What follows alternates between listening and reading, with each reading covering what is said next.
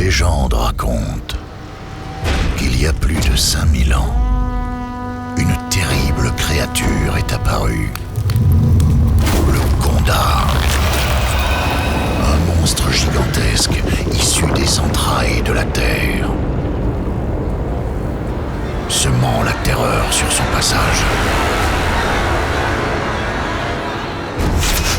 Mais un jour, un peuple indigène trouva le moyen de le dompter et s'empara de ses œufs. Aujourd'hui, nous le pensions disparu, mais il est de retour.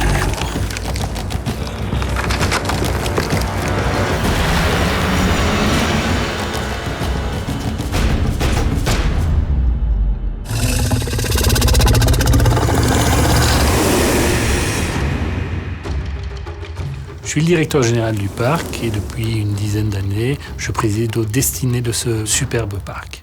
Le projet Conda s'insère en fait dans une phase d'investissement beaucoup plus grande, mais ce qu'on peut véritablement dire de ce projet, c'est que c'est le plus grand, le plus immersif et le plus coûteux pour Walibi sur ces 45 dernières années. L'objectif premier du projet Conda, c'était vraiment d'offrir aux visiteurs une attraction exceptionnelle qui s'inscrit dans la lignée de ce qu'est Walibi, à savoir le parc d'attractions de référence de Belgique. C'est un parc qui a toujours eu une forte volonté d'innovation. On a eu la première montagne russe à inversion de Belgique, on a eu la première attraction en bouée, on a eu le premier tour de chute libre et pas plus tard que 2016, on a encore une première mondiale avec Pulsar. Donc c'était amener de la continuité dans ces investissements qui vont toujours vers de la nouveauté, de l'originalité. L'origine du projet remonte à 2014, quand on a fait ce qu'on appelle le master plan, donc ce plan de développement pour le parc. On savait déjà qu'en 2021, on aurait cette grande montagne russe qui viendrait prendre sa place au fond du parc. Depuis 2014, il nous a fallu amener différents univers et différents worlds qui sont aujourd'hui développés dans Walibi Belgium. Et on avait cet univers exotique qui était quand même assez important pour nous parce que cette végétation luxuriante nous permettait un dépaysement complet. Et c'est vrai qu'en termes de thématique, il faut quelque chose qui soit immédiat pour nos visiteurs. Donc il a fallu beaucoup de végétaux et tout ça. On a développé d'abord l'univers de Tiki-Waka qui nous a permis d'avoir un univers beaucoup plus familial, un peu plus coloré.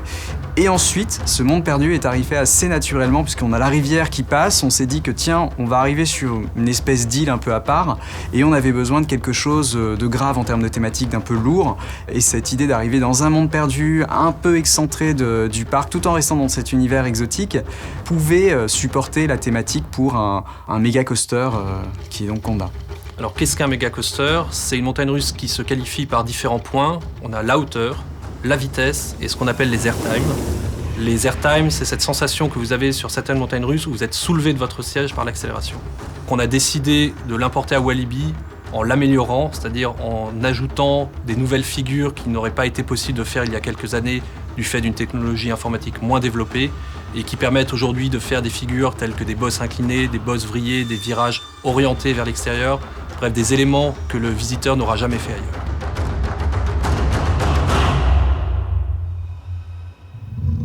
Dans le prochain épisode, tout démarre par une envie de sensation et donc un tracé le plus dynamique possible des rails. Partant de là, les conséquences techniques qui en découlent sur les colonnes, sur les fondations, deviennent nos problèmes à nous et je veux dire ce sont les problèmes de construction.